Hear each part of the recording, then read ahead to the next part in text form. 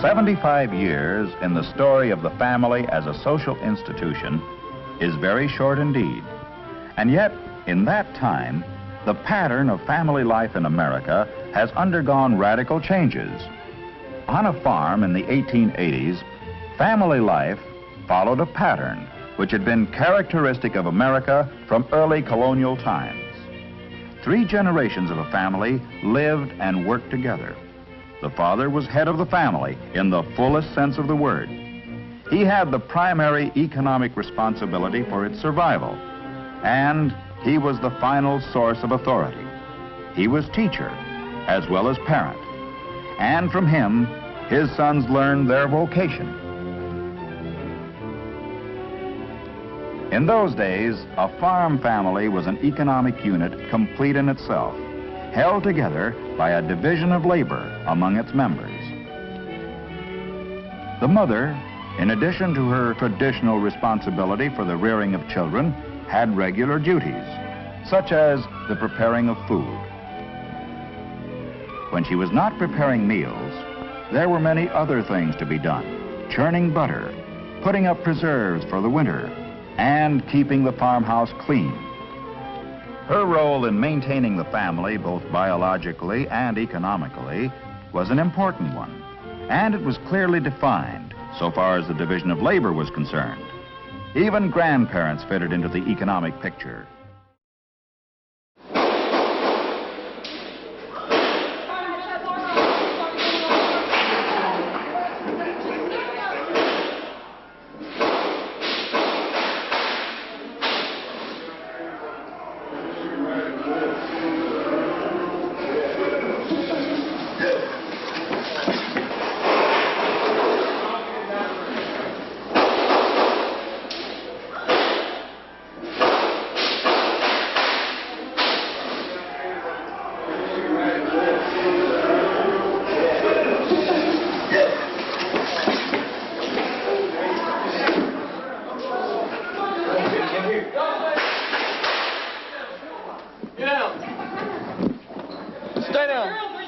A normal day in downtown Tyler turns into a scene of terror and tragedy, all sparked by a bitter divorce battle between a man and his wife. 3 people are dead, including the gunman. 4 others hurt, 3 of them officers. You're probably thinking, that's so awful. How could a man do something like that? Is he crazy? He must be insane or a drug addict or something. So often we ask the questions when, where, and how. But we rarely ask the most important question. Why? What was really behind the deadly events that day?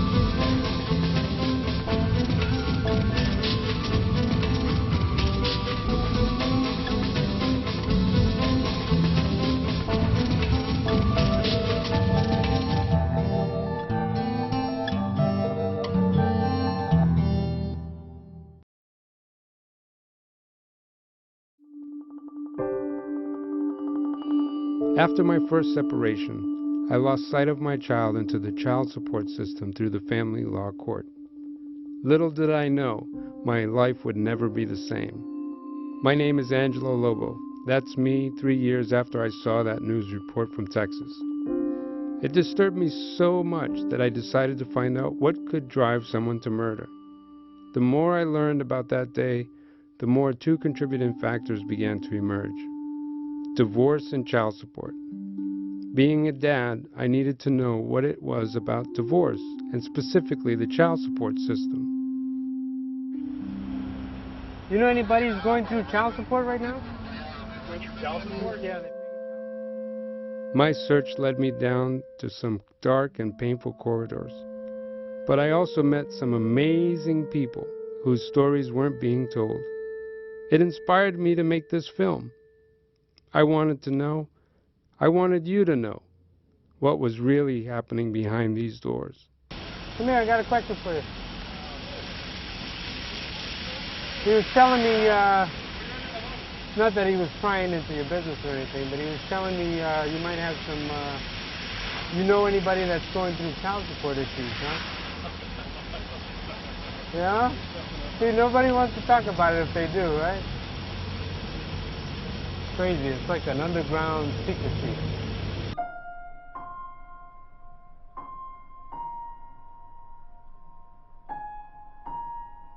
Marriage in so many sectors is just not considered as important, nearly, as it used to be, or certainly should be, in all arenas. And we have to look at ourselves. I mean, I don't know if you're aware of this, but in the state of California, when you go out and you apply for a marriage license, a couple, they decide to get married, they have to go out and get licensed like in any other state. As part of that license fee, you know where that $15, $20 goes? It goes into divorce programs and in the programs that are dealing with divorce issues and the prevention of divorce and such. But the message is saying it's not exactly a positive outlook here. I mean, it's a pessimistic view. We expect, all or most marriages to end in divorce, so we're going to tax you.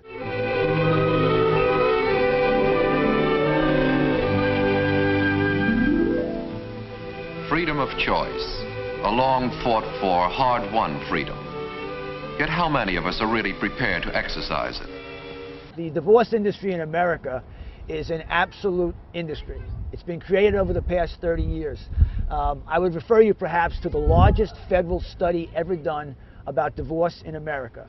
Sanford Braver, Dr. Braver from Arizona University, was given $10 million by the federal government, a bipartisan issue. And Dr. Braver went in believing that the majority of sustained facts, he believed they were going to be sustained, about dads not wanting to be involved in their children's lives, about dads being abusive, about dads not wanting to pay child support. He believed that he was going to sustain all these. After 8 years of study, he came and he addressed both houses of Congress and he said that everything he went in believing was wrong.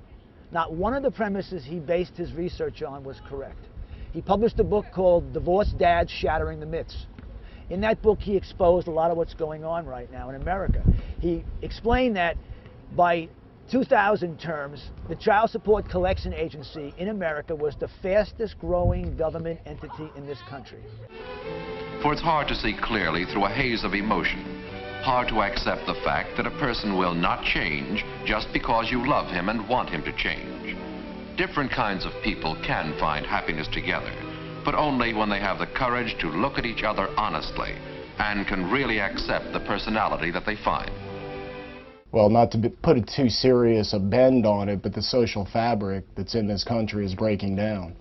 People no longer look at family as an obligation. They think of it as a luxury.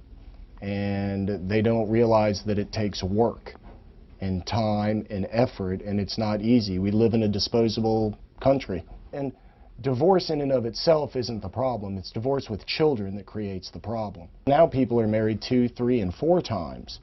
And they have extended families. You know, you have 2 different dads, 6 or 7 different siblings that are only half brothers, quarter brothers. And that's going to continue to happen until people realize that it's not disposable. Welcome to the 3rd race at the Honeymoon is Over Downs. They're at the gate, and they're off. Jumping out in the lead is Romance and Affection, with Domestic Bliss in close behind. It's Romance and Affection and Domestic Bliss. Here comes Marriage Vows, followed by Immediate Child. Romance and Affection falling off quickly. Mortgaged Up the Ass, overtaking Domestic Bliss. And here comes Nasty Attitude, followed by More Children and Drinking Heavily. Coming down the backstretch, Drinking Heavily moving out in front of Mortgaged Up the Ass. But coming on strong on the outside is Credit in Shambles. It's Credit in Shambles, followed by I Don't Give a Shit, Nasty Attitude, and Up Yours Keep. Up Yours Keep challenging for second, going into the clubhouse turn. Passing on the rail is I Don't Give a Shit taking the lead. Here they come spinning out of the turn. I Don't Give a Shit still in front. Up Yours Keep challenging for the lead. Up Yours Keep and I Don't Give a Shit neck and neck. And down the stretch they come. Up Yours Keep is pulling away from I Don't Give a Shit by a length. Coming on strong is I Am Out of Here, and at the wire, it's Up Yours, I Don't Give a Shit, and I Am Out of Here. Majority of the time, women are the primary caretakers. That's the way our country is. That's the way the world is right now. And of course, we'd like to see some social change around that, but that is what is. So when we go to these family court systems and we go through divorces, and 60% of marriages end in divorce right now, there's going to be a challenge with what do we do with the children? Well, we believe it's the best interest of the child to stay with the caretaking that the child has been under, and if the mother's the primary caretaker, then that's the way it should stay, unless of course there's some reason that gets presented to the courts that say no, this is not the best situation for the child. So that's what we're in right now. That's the way our society is. And so the National Organization for Women is trying to make sure that women are served and children's best interests are served. So for now, women are the caretakers, and we're going to be in there advocating to make sure that the children get their mothers.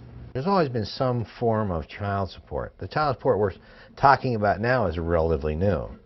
And child support initially was designed to help typically the mother with the children get started again. The more people I talked to, the more I realized, hey, this is a nationwide problem. So I set out across the country to find out more. We started in Boston, Massachusetts, one of the birthplaces of our American independence. Let's try to get into the courthouse here.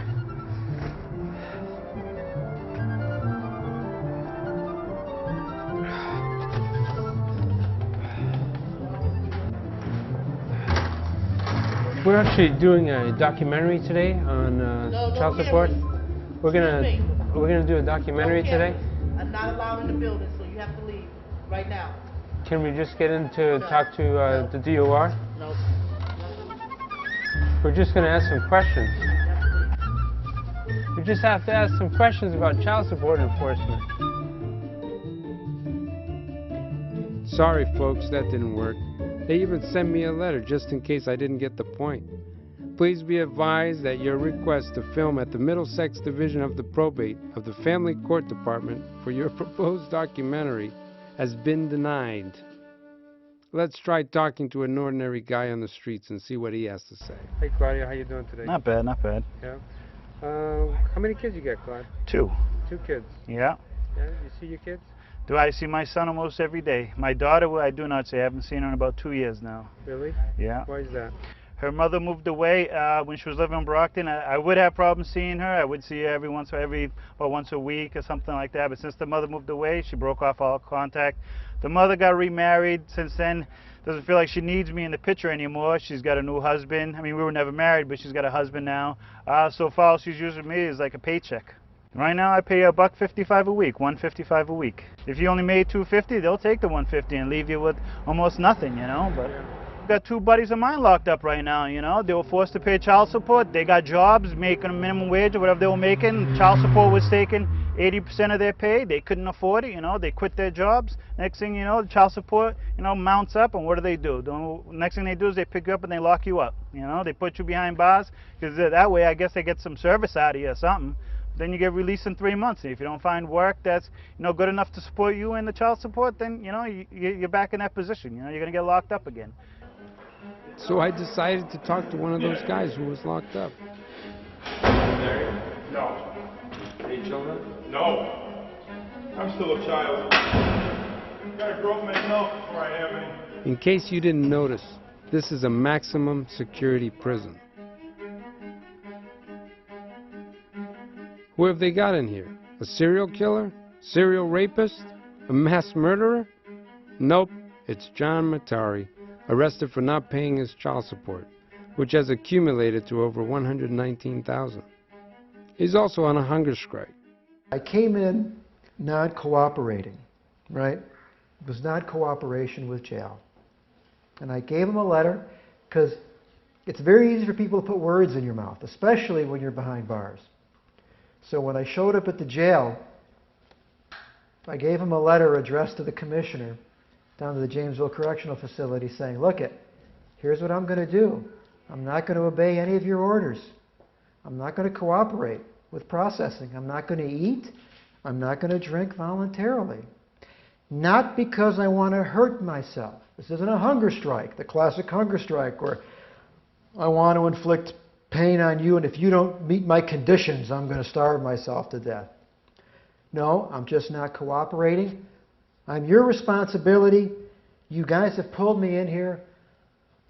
I want you to feed me. I want you to keep me hydrated. John reminded me a lot of Mahatma Gandhi. In the movie Gandhi, he gets beaten a lot with sticks, hit after hit, and no matter what they did to him, he never gave up pushing for change. Peaceful change, just like John Matari. I started carrying this in the hall, and right next to it, it said, Dom, I love you. And I started walking around out there. And they said, Mr. Matari, you can't do that in the hall. We're going to arrest you. And I go, fine, I don't care. And when that started happening, and I knew I can express my love for Dominic, and these guys can't stop me. I'm in control now. Now they're the ones jumping through the hoops. And I found a very peaceful way to do it, not with anger, right? And I went up there not with anger, but because I love my child. I agreed with John. Fighting wasn't the answer, and anger was not going to solve any of the problems. Millions and millions of non-custodial parents today are feeling a serious pain. They are very angry that they cannot see their children.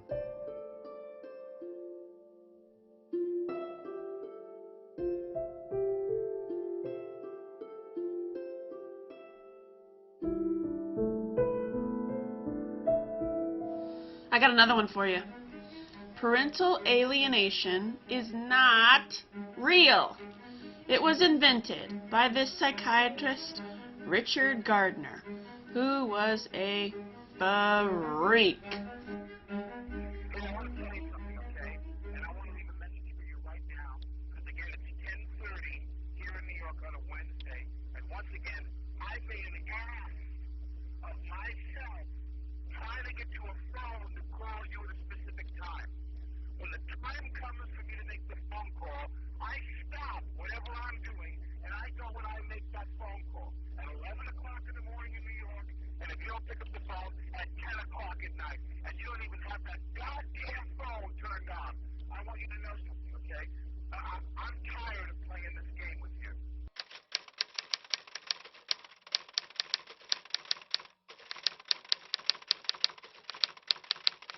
Parental alienation. Well, unfortunately, what's possible in a custody case where there's in a state where there's sole custody is that one of the parents can use the kids to create an advantage. The child should have a right of having two parents.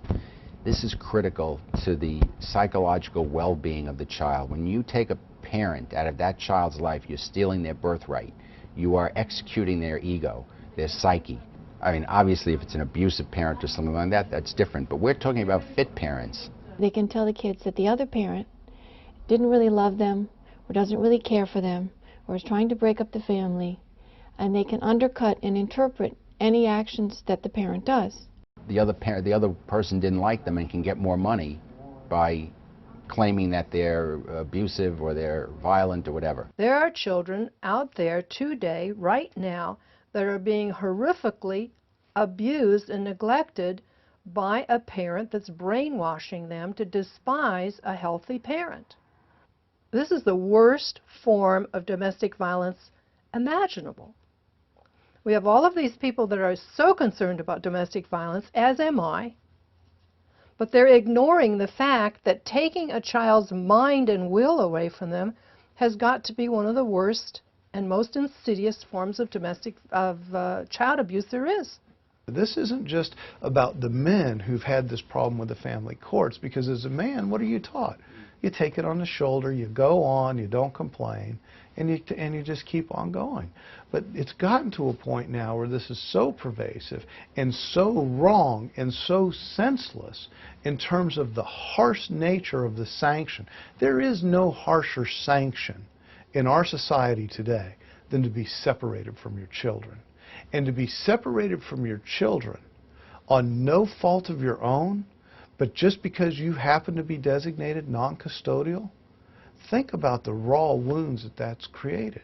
Well, Alec Baldwin and Kim Basinger have been in the news a lot lately, and a lot of people are judging Alec for what happened on the phone message, and because I know hundreds, if not thousands, of men going through the same kind of situation.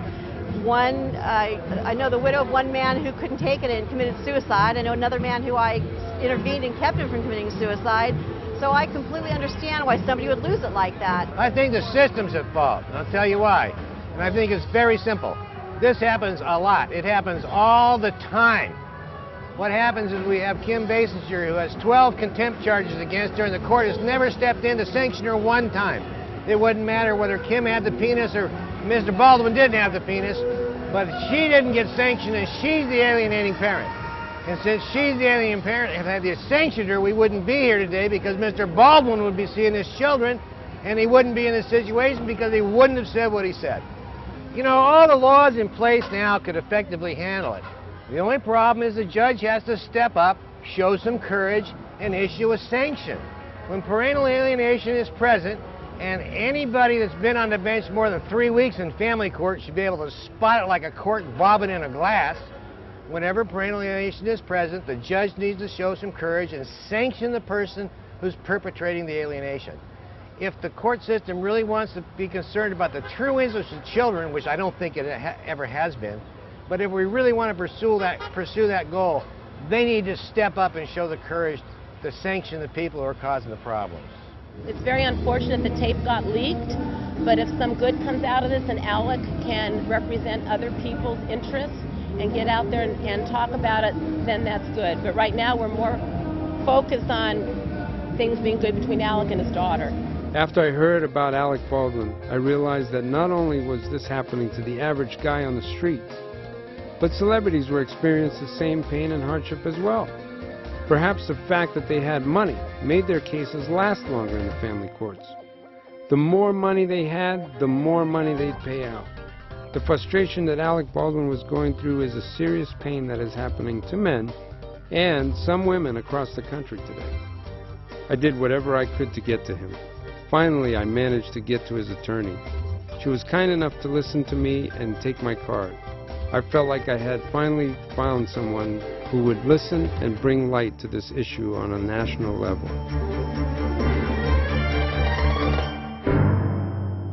There's individual crime by young people between the ages of 20 and 21 years old that could be stopped by taking those in, the first offense, and sending them to some proper school and teaching them right from wrong and not throwing them in with hardened criminals throughout the country, because that's the greatest form for the making of the gangster.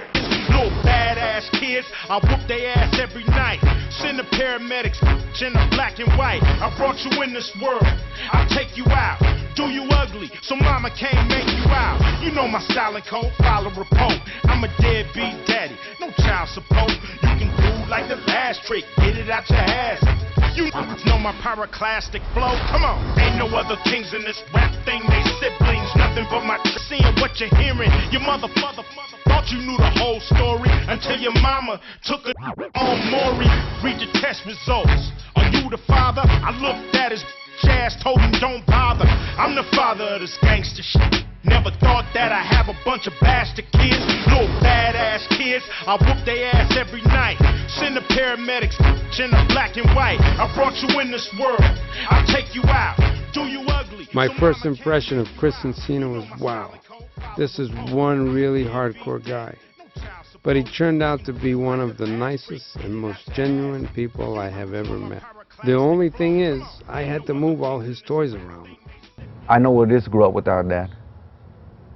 And I don't want none of that for any of my kids. I mean, my other son I have, I've been with him since he was born. And to know that I have another son out there, 11 years later, and now I'm going on 13 years, it hurts me. Because, you know, I don't want him to think, oh, my dad don't care, my dad doesn't love me, you know, he don't want to spend time with me. I miss him. You figure that there's a system out there trying to help you out, but honestly, they ain't trying to help you out. When you go into court, they treat you like dogs. Because 80% of the people that go in there are males. And then the way they teach them, or the way they were brought up, is like every male that comes in here, every person comes in here is a deadbeat father, a deadbeat parent, whatever it is. So they treat you like a dog. It's just the sheer volume. I have 20 paralegals, 3 attorneys, over 30,000 people a year. Yes, it's something where we could use 2 times, 3 times the staff. But sometimes we open our doors at the child support court and there's 150 people that have been in line since 5 o'clock in the morning. They don't care what you got to say. They don't. They just want to know is how come you haven't given us our money? Or how much are you making out? That's all they're concerned about. And once you tell them, okay, then out the door, bring the next case. And you're stuck on stupid. You're just sitting there like, you know. People are getting arrested. They're always threatened with jail. Basically, the court finds that you are in contempt if you do not pay your child support. Even if you can't afford it, they don't want to hear that. But we found in a lot of interviews that the non-custodial parents usually have financial hardship, and they cannot convey that to the court system. No one seems to pay attention to it, and no one seems to be listening. It's across the country on a national basis, and we're trying to get to the bottom of it today. We're going to get up to the, well, basically we've tried all that. They don't want to let us in. So it's like, you know, we have a constitutional right to be able to film what's happening to people in the courtroom. They're basically, it's a freedom of speech, it's a freedom of having... In a courtroom? Yes. Yeah, well, we're talking about just the non-custodial parents that are waiting up there right now, basically. You can't film in the hallways. Oh, it's a frustrating deal, man. It's a frustrating deal. How can it concern anybody? No one wants to look at it. We got to get in that building. Oh, yeah! Oh, yeah! Here we go! Here we go! I used to sit at home all day. I used to sit at home all day. Letting my life waste away. A lot of our military personnel that come back from combat zones, and particularly Afghanistan, Iraq, right now, are often confronted with arrearages of child support when they come back. Well, there's not enough time to modify the child support. It takes about a month and a half, a month, 6 weeks to get into court to get a child support hearing. So what happens is these guys go off to war, and they've been paying child support based on an income that they're no longer making. These guys may get called up in 10 days. You're a bank manager, say making 60 grand, suddenly you're a staff sergeant now making 20 grand, you're deployed in 15 days. There's no way with the backlog in California courts that you're getting in, there's no way you're getting any sort of justice. And so you go to Iraq, you come back after a year, you're a deadbeat dad because you've got a lot of back child support on a $60,000 a year salary, even if you're making 20, because the California courts were still recognizing you at $60,000. So not only would somebody go off and fight in a war, but they come back and they're in arrears and find out that their driver's license has been suspended. We'll put a lien on anything you try to buy within the next 10 years. Having their brokerages accounts put liens on. Take your tax refund if you're entitled to get money back with your taxes. And their checking accounts have been taken. We call that collection. There's a gentleman from North Carolina who was taken prisoner of war, and he was actually held in one of Saddam's prisons for 5 months, tortured, the whole bit. The night he came home to the United States, he landed in North Carolina, they slapped the cuffs on him, claiming he was a deadbeat dad for an amount somewhere like $1,425 in arrears and child support. Now, when you're a prisoner of war, you'd think that would be an extenuating circumstance where somebody would say, hey, give the guy a chance to at least get home and write a check. I mean, was he supposed to go to Saddam and say, hey, I got a child support payment to make, can you go ahead and give me my checkbook and we can Western Union the money back home, just, you know, I don't want to go to jail when I get back. Most people, the average normal person would think extenuating circumstance, let him come home, let him write the check, whatever. No, he gets off the plane, they slap the cuffs on him, he goes to jail. My name is Claire Bindoy. I have a 10-year-old and then I have an 8-year-old. They live in San Diego, borderline of National City. I get every other weekend and then Wednesdays for 2 hours. I pay $236 a month for the both. Now, I see why there's certain people out there that get so frustrated and go like through certain extremes as far as outrage and stuff and like say a lot of things towards like their attorneys or other people out there is because people's not listening to them. I cry at nights because I know there's nothing that can be done about anything. I noticed that if you have money, people listen to you. If you don't have the money, the court system really sucks. So how can we look at a society that we provide these safety mechanisms, law enforcement, fire departments, military, and try to protect their families? I think we have to look at new models. There has to be a better way to do this. There's just too many casualties.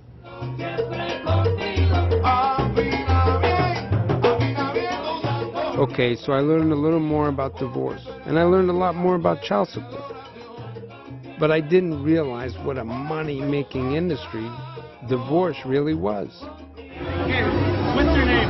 Danielle Velasquez. What's your name? Vincent Dunn. Okay, Vincent. So, are you guys dating? No, we're just friends. You're friends. Yes. What do you look for in a guy when you're dating? I think first comes always physical attraction, but I'm really interested in like unique attributes in a guy. I don't know, something that's not common in most people. Have either one of you guys had a one-night stand? I've never had, yes. You had one-night stand? I was going to say no, but yes, I have. Okay, how about you? Every night. No, I'm just playing. Okay. Probably like once or twice, yeah. You better not sleep with women that you wouldn't want to have in your life for the next 18 years. Or women that you know are unstable, and the same goes for women. It makes me terribly jittery, but I'm sure that you, as a man... Oh, I'll be glad to take over.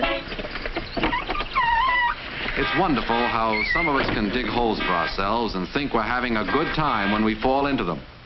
Our society is faced with a challenge right now, and that is to say, when man and woman have sex and a child is conceived, now we have to decide, okay, what will we do if that pregnancy is brought to term and a child is born and now we have another human being in our society that needs care?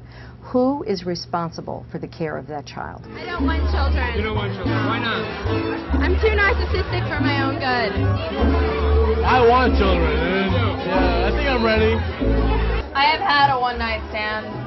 I don't believe in them. They're crap. They suck, for the most part.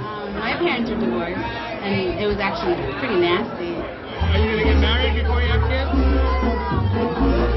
Yeah, maybe. Have you thought about it? I don't know. Hey, I don't plan it, you know what I mean? Shit happens. Okay, so state your name again. Jeffrey Schuster, Jeffrey, what do you do for a living? CFO of Lots Cubing. Yeah. You say you pay child support. Yes, I do. Oh, how many kids you got? One. 6-year-old. I think that there should be a cap on what they believe that a 6-year-old child, for her living expenses, for education, which happens to be paid for, private school, should have a cap. And then alimony should have a cap on the style of living. Forget Smith-Ostler, all that crap. Everything should be capped exactly what they should be. And when they take advantage of the fact that somebody is a high earner and they believe that a 6-year-old child, not in my case, should be making $8 grand a month, wink wink, I think that that's not something that's right. I think that if you're not ready to have a child and you're not ready to support a child, then you need to protect yourself. How do you do that? The capital C, baby. The capital C. Birth control, it's equal. I mean, women or man, you have to use whatever type of sexual protection you can get. If only it was that simple.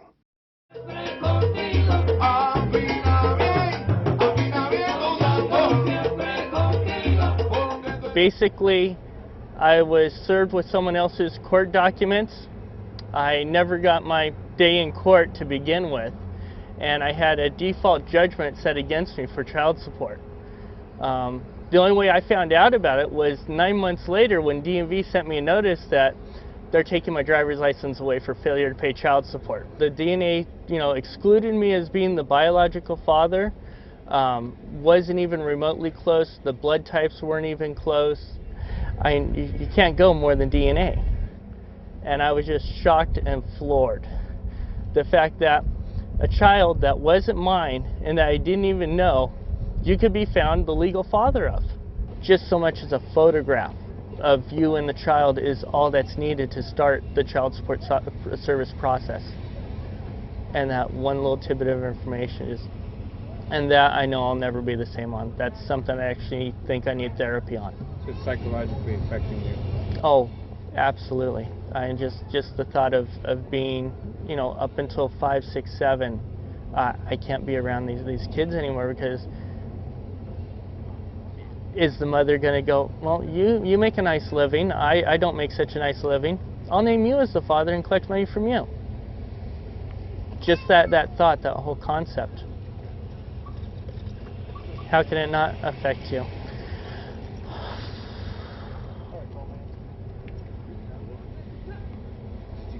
I need just a moment. Unbelievable.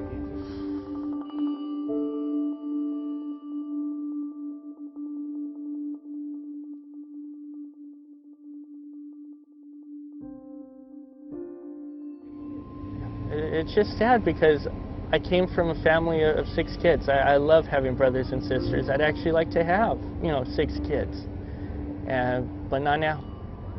And I just don't know if that's going to change anytime in the near future.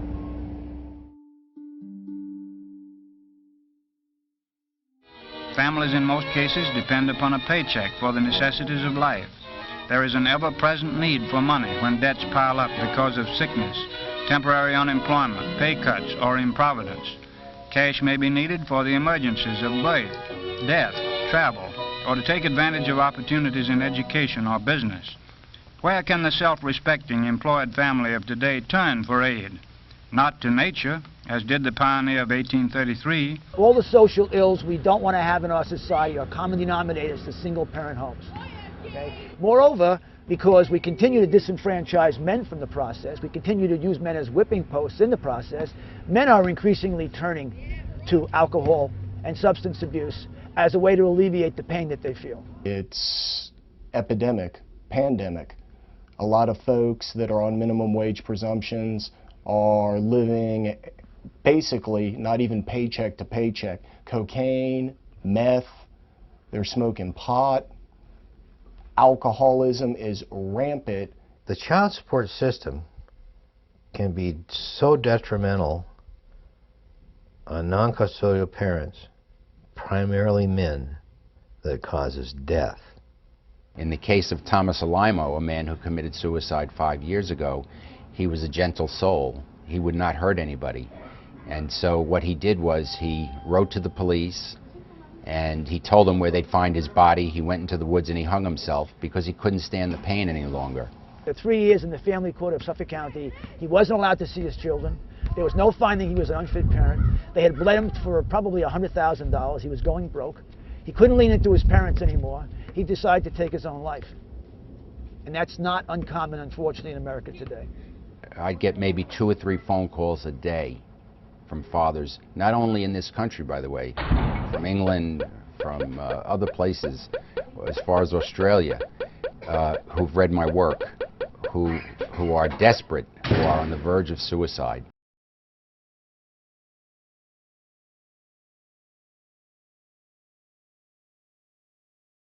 So, we've been hearing a lot lately about the problems of the Child Support Agency, but what's this all about?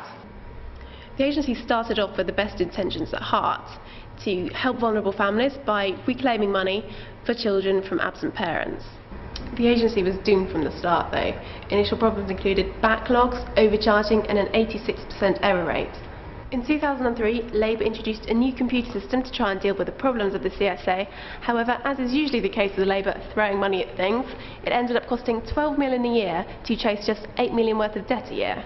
And still, 320,000 unresolved cases, 4 months till parents received their first payment, £600 million of investment, yet no improvement. This is an agency which has a proven track record of ruining people's lives. Labour's solution is to introduce electronic tagging to persistent non-payers and even bring in private companies to do their work for them and collect the debts.